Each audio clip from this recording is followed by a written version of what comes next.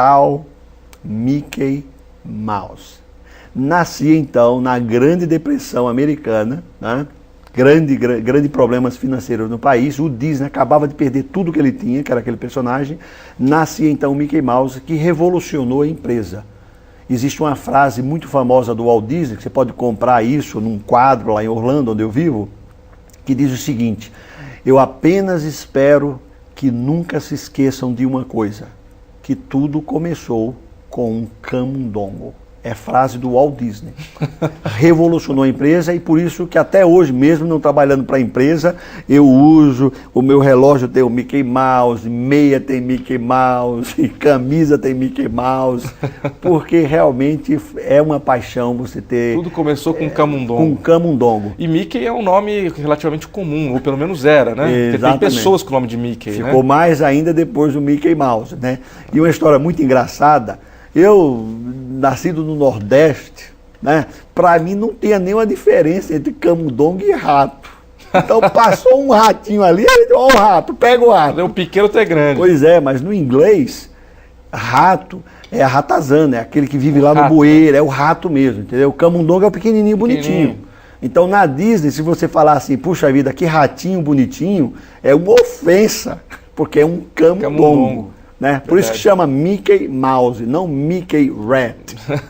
Aula de inglês agora aqui. Não, perfeito, mas seguindo daí, você chegou a se inspirar nessa história? Ah, sim, ou seja, essa história é fascinante, porque eu costumo dizer nas palestras e até nas minhas terapias com os meus clientes, né, que é aquela frase famosa do Nietzsche, fala: aquilo que não puder me destruir me tornará mais forte. Sim. Aquilo que não nos mata nos torna mais fortes. Isso, exatamente. E outra que eu costumo dizer é o seguinte: em geral, é quando o céu está bem escurinho, bem escuro, a coisa está preta, é que as estrelas mais brilham, né? Então, isso é super importante. Outra coisa muito importante desse fator da história do Mickey Mouse, relacionado com psicologia positiva, é que o Walt Disney, em vez de se concentrar no problema, entendeu? Como a maioria das pessoas faz, ou seja, estaria lá, puxa, perdi meu personagem, o que eu vou fazer agora? Se lamentando. O que fez o Walt Disney? Pô, já era, eu perdi, eu assinei um contrato, eu não li com atenção o contrato, eu perdi, acabou. Agora eu tenho que ver o que eu vou fazer. Então ele já começou a pensar positivamente o que eu vou fazer. E quando você começa a pensar dessa forma, naturalmente as respostas vão chegando. Isso é um detalhe que as pessoas não pensam. Elas ficam remoendo no problema, e vai ficar no problema. Porque a imagem é essa. E aí tem que ver a história dos parques, né? Coisa de 20 anos depois, 20 e poucos anos depois. Exatamente. Aí ele fez, só para você saber rapidinho, ele foi o primeiro cara a inovar, era um grande inovador, a fazer o primeiro desenho com som sincronizado. Depois ele fez o primeiro desenho em cores.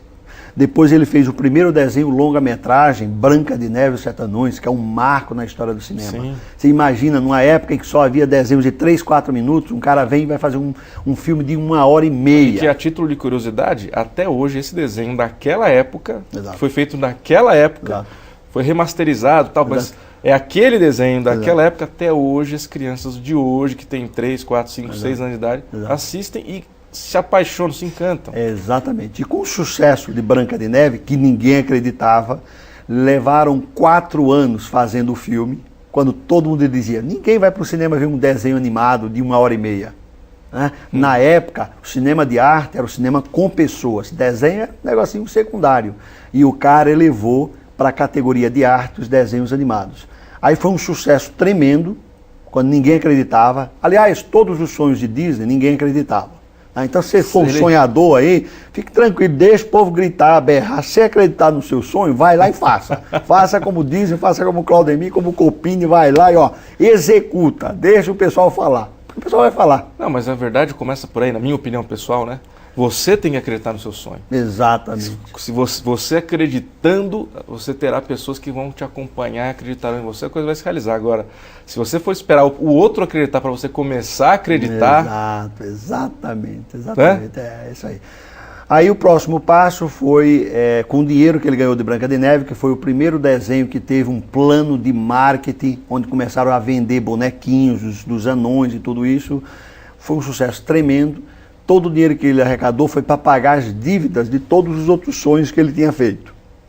Aí, como ele não parava de pensar, E já estamos na década de 40, por aí, década de 40. Ele nasceu em 1901, ok? Os parques temáticos vieram muito tarde na vida de Disney, 1955. Ele já tinha 54 anos de idade.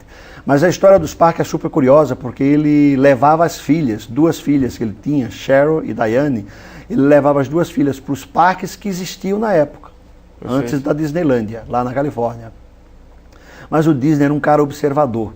No meus estudos da psicologia positiva e analisando os grandes nomes, gênios, principalmente do entretenimento, eu percebi uma característica. Esses gênios não têm as ideias assim da noite para o dia. Tá andando e uma luzinha aparece, faz um parque temático. Não é assim. Esses caras são observadores, eles observam, eles focam, eles veem o que ninguém vê. E o que o Disney viu?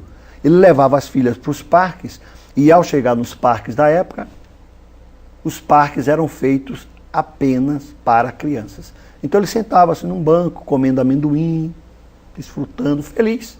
Porque qual é o pai que não está feliz vendo seus filhos felizes? Então essa era a premissa básica do parque. Faz para a criança vai estar feliz, os pais vão estar felizes. Mas o Disney sempre pensava além. Então ele observava, sentado num banquinho, olhando para as filhas brincarem, felizes. Aí ele olhava para o lado esquerdo, outros pais sentados, olhando os filhos brincarem. Olhava para o lado direito, avós vendo os netos brincarem. E aí nascia a grande revolução em parques temáticos no mundo, que existe até hoje, que foi a ideia do Disney falar, puxa vida, eu não quero esse pessoal, nem eu sentado aqui. Eu quero dar um zoom nisso, eu quero estar lá, ao lado das minhas filhas, eu quero estar brincando com elas. Então é fascinante como ele criou os parques. Por isso que hoje... E uma pausa aí até para... Eu fico imaginando nos dias de hoje, ninguém mais tem paciência para sentar, para olhar, tanto que você tem essas brinquedotecas, você tem esses parques que você, até dentro do shopping, você vai no shopping, você deixa teu filho brincando e vai fazer compra. Exato. Quem olha? Alguém que você nunca viu, que você não conhece, mas você está pagando para olhar. Exatamente. E tem que olhar. Exatamente. Hoje, então, quer dizer, veio atender uma certa necessidade até dos pais. Por que não os pais poderem brincar junto? Né? Ele conseguiu ver um nicho, né? Ele conseguiu ver um grande nicho de mercado que existe até hoje. Então, por exemplo, para as pessoas que estão vendo o seu programa hoje, agora tem uma visão, se não conhecia a história, que quando alguém fala para você, eu não vou para a Disney porque é para crianças, é alguém que não sabe a história. O cara criou exatamente porque os parques antes de 1955 eram apenas para crianças. Hoje é para adultos e crianças. E os adultos se divertem mais do que as crianças. Não, hoje tem parque só para adultos. Exatamente. Não é assim? Exatamente.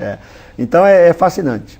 Mas e você se inspirou nessa história toda e resolveu buscar a tal da psicologia positiva porque você encontrou elementos em tudo isso. Exatamente. Encontrei esses elementos da psicologia positiva na vida dele, né, e de outros grandes gênios da indústria de entretenimento, principalmente foi o meu grande foco. Então quer dizer que a psicologia positiva, estou tentando entender isso em termos simples, né? Exato. De uma maneira leiga, mas para que fique de fácil entendimento.